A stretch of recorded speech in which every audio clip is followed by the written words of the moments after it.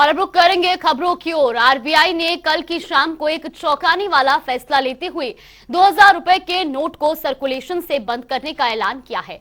हालांकि आरबीआई ने कहा है कि नोटों को 30 सितंबर तक वैध माना जाएगा। वहीं आरबीआई के इस फैसले के बाद सियासत भी तेज हो गई है। इसके साथ ही कई पॉलिटिकल रिएक्शन भी सामने आने लगे हैं।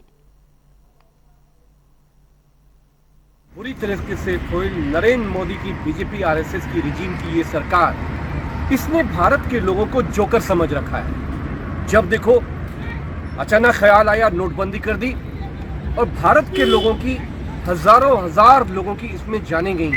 अब दोबारा से 2000 की नोट को बंद करने का फैसला लिया गया है। तो क्या इस देश की जनता को नरेंद्र मोदी जी को बताना पड़ेगा?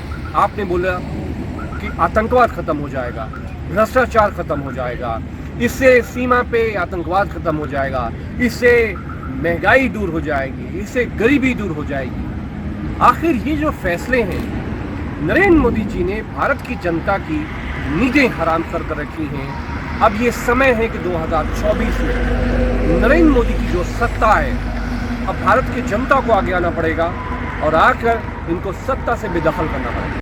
उस समय लाइनें लगी और 2000 रुपए का नोट बंद कर दिया। अब फिर से लाइनें लगेंगी। आखिर में केंद्र सरकार करना क्या चाहती है? 1000 रुपए का नोट बंद किया तो अपने भगोड़े मित्रों को फायदा पहुंचाने के लिए किया। अब 2000 रुपए का नोट बंद कर रहे हो तो इससे किसको फायदा पहुंचाने की बात हो रही? रिजर्व बैंक ने आज एक ऐतिहासिक फैसला लेते हुए 2000 के जो नोट हैं उसको सर्कुलेशन से बाहर किया है। हालांकि रिजर्व बैंक का कहना है कि 2000 के लोग नोट लीगल टेंडर रहेंगे, वो उसको आप इस्तेमाल कर सकते हैं, लेकिन बैंकों में जो नोट एक बार जमा होंगे बैंकों से बाहर नहीं आएंगे। और रिजर्व बैंक का कहना है कि 30 सितंबर तक आप एक बार में 20,000 रुपए तक के 2000 के नोट एक्सचेंज कर सकते हैं और अपने अकाउंट में जमा कर सकते हैं। तो वहीं जहां नोटों पर अब सियासत भी तेज हो चुकी है, वहीं खबरों में आगे बढ़ेंगे जहां से यूपी में जिलेवार बैठक शुरू हो रही है। बता दें कि 20 और 21 मई को जिला कार्य समिति की बैठक है, तो वहीं 22 और 23 मई को मंडलीय कार्य समिति की बैठक है, जिसके जरिए संगठन को मजबूत करने की कोशिश की जाएगी। साथ ही लोकसभा चुनाव को लेकर भी मंथन किया जाएगा।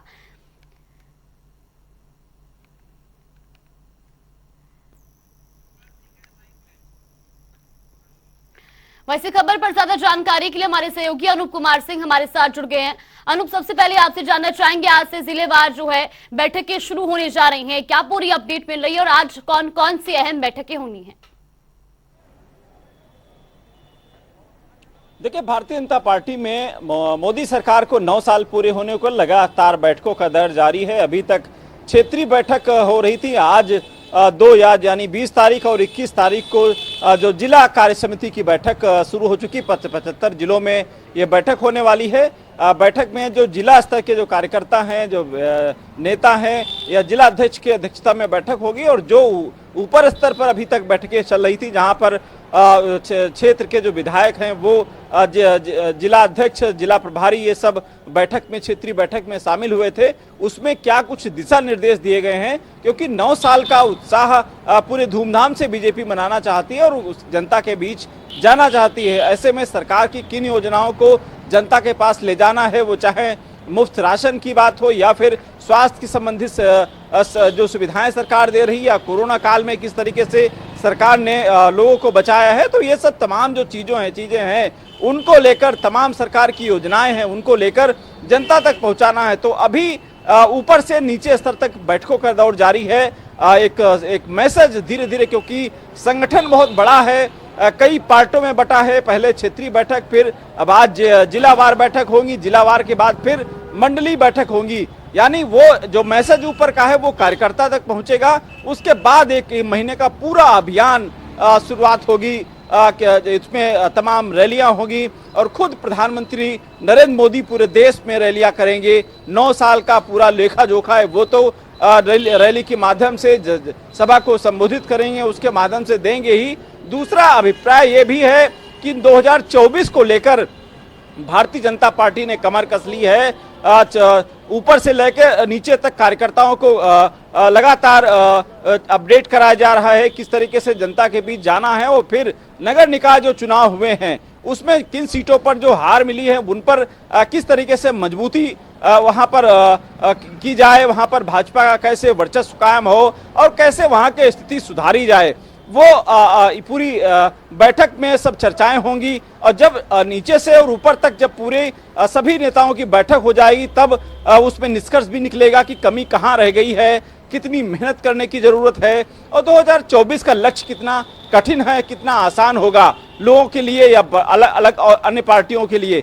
ये सब तमाम चीजों को लेकर बैठकें हालांकि जारी हैं। अब मोदी के 9 साल पूरे होने पर एक उत्सव की तरीके से जो भारतीय जनता पार्टी के कार्यकर्ता पूरे देश में जन जन तक पहुंचेंगे, सरकार की योजनाएं उनको बताएंगे और आगामी जो चुनाव है उसको फतेह करने के लिए एकजुट होकर के लोगों से अपील करेंगे 2024 में फिर से भाजपा की सरकार बनाएं।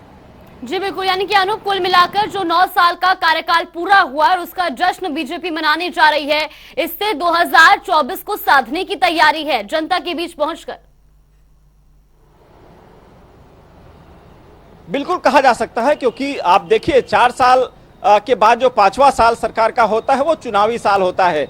ऐसे में सरकार तो मेहनत करती है, बाकी की जो पार्टियां हैं वो भी कहीं ना कहीं अपनी जमीन को तलाशना शुरू कर देती हैं। छोटे दल बड़े दल में शामिल होने लगते हैं या फिर जो दल बदलू नेता हैं वो पार्टियों में आना जाना उनका शुरू हो जाता है। तो वो मुझे लगता है अब धीरे धीरे शुरू होने वाला है, क्योंकि अब चुनावी साल है। ऐसे में सरकार ने जो 4 साल मेहनत की है वो जनता तक बताएगी कि उसने 4 साल तक किस तरीके से मेहनत की। मोदी को 9 साल हो चुके हैं, 9 साल में क्या उपलब्धियां रही हैं, इन सब तमाम चीजों को लेकर सरकार जहां एक तरफ पहुंचेगी तो वहीं विपक्ष भी कहीं लगातार 2024 की तैयारी शुरू कर चुका है देश में। हालांकि भले ही इस बार विपक्ष की जो एक संगठित करने को लेकर ये मुहिम जो है बिहार से शुरू हुई है, लेकिन कहीं ना कहीं विपक्ष भी अपने दावेदारी को लेकर, खासकर कांग्रेस की बात करें तो अभी कर्नाटक में जब चुनाव हुआ तो उनमें कहीं ना कहीं जान फूंक गई है। अब इस जो 2024 की लड़ाई है उसको भारतीय जनता पार्टी कितना कठिन सोचती है,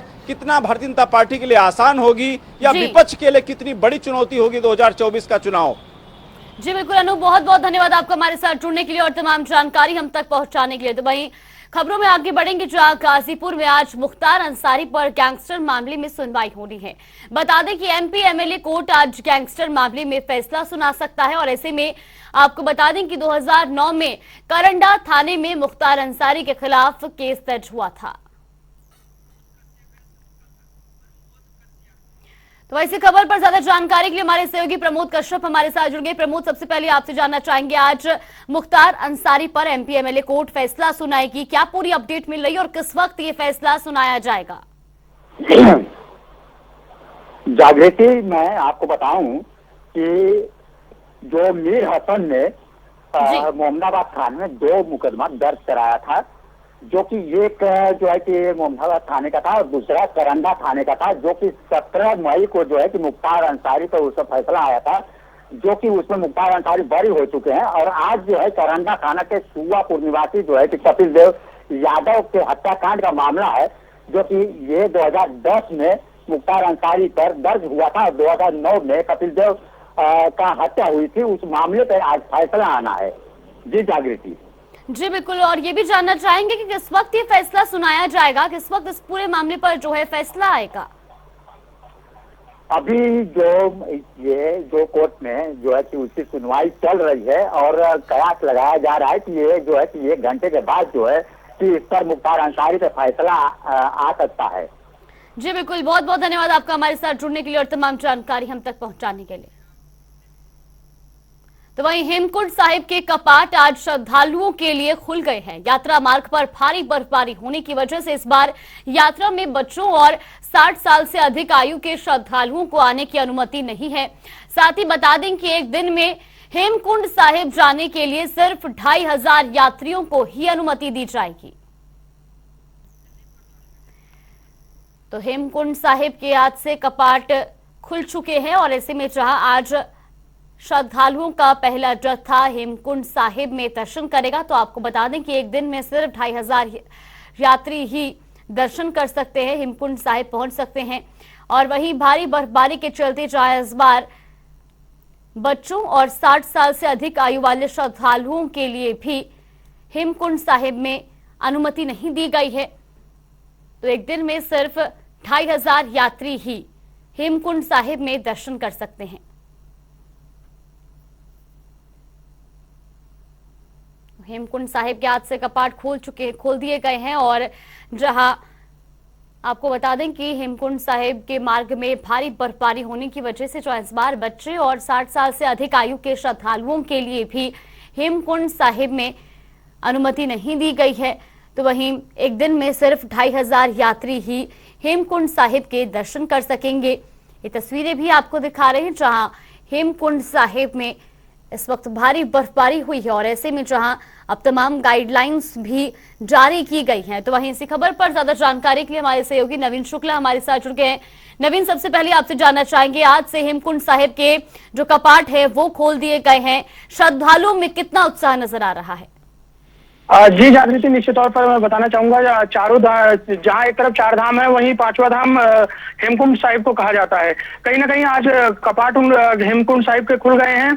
करीब 10 बज के साढ़े 10 बजे कपाट खोले गए हैं। इसके साथ ही अरदास शुरू कर दी गई है। जो श्रद्धालु हैं उनमें काफी उत्साह देखने को मिल रहा है। इसके साथ ही मैं बताना चाहूंगा कि जो व्यवस्थाएं हैं उसे दुरुस्त करने का काम किया गया है। अब पहला जत्था जो था वो 2500 जो यात्री थे वो उनको रवाना किया गया था। मुख्यमंत्री पुष्कर सिंह धामी ने वो पहले जत्थे को रवाना किया था। इसके बाद और आज जब हेमकुंड साहिब के जो दरबार हैं वो खुल गए हैं तो कहीं ना कहीं भारी उत्साह देखने को मिल रहा है। तमाम जो श्रद्धालु हैं वो अब वहां पर पहुंच रहे हैं, पूजा अरदास की जा रही है और इसके साथ ही इसके बाद करीब 10:40 पर जो अरदास होगी और इसके बाद फिर जो प्रसाद वितरण का कार्यक्रम है उसे रखा गया है। तो कहीं ना कहीं तमाम सारी जो व्यवस्था है गुरुद्वारा साहिब की उसे दुरुस्त करने का काम किया गया है और गुरुद्वारा साहिब की तरफ से अपील भी की गई है कि जो भी श्रद्धालु आ रहे हैं उनको किसी भी प्रकार की दिक्कतों का सामना नहीं करना पड़ेगा। इसके साथ ही मुख्यमंत्री पुष्कर सिंह धामी लगातार जो यात्रा की है उसकी मॉनिटरिंग कर रहे हैं। उन्होंने पहले जत्थे को आज से कुछ दिन पहले ही रवाना किया था और आज हेमकुंड साहिब के जो कपाट खुले हैं तो कहीं ना कहीं जो श्रद्धालु हैं उनमें काफी उत्साह देखने को मिल रहा है। शासन और प्रशासन लगातार व्यवस्थाओं को दुरुस्त करने में लगा हुआ है। इसके साथ ही मैं बताना चाहूंगा वहां पर भारी बर्फबारी है तो कहीं ना कहीं थोड़ी समस्याएं जरूर आई थी, लेकिन बर्फ काट कर रास्ता बनाने का काम भी वहां पर किया गया था और आज से हेमकुंड साहिब की यात्रा शुरू हो गई है। तो कहीं ना कहीं जो श्रद्धालु हैं उनमें काफी उत्साह देखने को मिल रहा है। जी बिल्कुल नवीन, आप बने रहिए हमारे साथ, लौटेंगे आपके पास। तो इन खबरों में आगे बढ़ेंगे जहां देहरादून भाजपा कार्य समिति की बैठक आज दूसरा दिन है। बता दें कि कार्य समिति की बैठक में मुख्यमंत्री पुष्कर सिंह धामी, भाजपा प्रदेश अध्यक्ष महेंद्र भट्ट, प्रदेश प्रभारी दुष्यंत कुमार गौतम, सह प्रभारी रेखा वर्मा कार्यक्रम में मौजूद रहेंगी। आज की बैठक में खास ये है कि 2024 के लोकसभा चुनाव को लेकर आज की बैठक में चर्चा की जाएगी। तो वही लगातार हमारे सहयोगी नवीन शुक्ला हमारे साथ बने हुए। नवीन, जिस तरह से बताया जा रहा है कि आज भाजपा की कार्य समिति की बैठक का दूसरा दिन है, आज की बैठक में क्या कुछ खास रहने वाला है?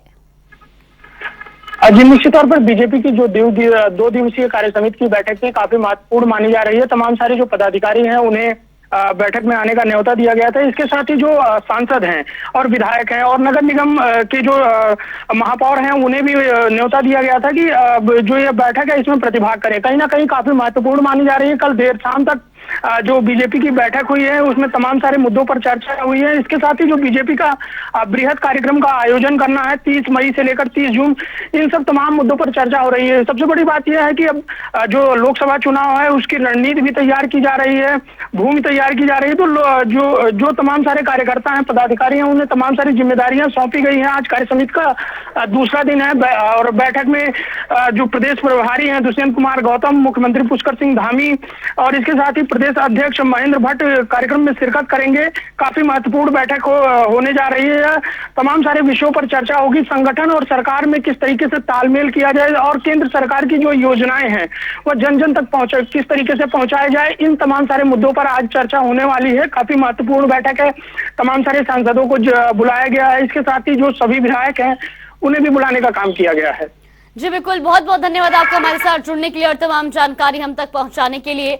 तो ये खबर आपको बता रहे जहां पर आज बीजेपी कार्य समिति की बैठक का दूसरा दिन है, तो वहीं आज की बैठक भी काफी महत्वपूर्ण है क्योंकि 2024 के लोकसभा चुनाव को लेकर आज की बैठक में चर्चा की जाएगी।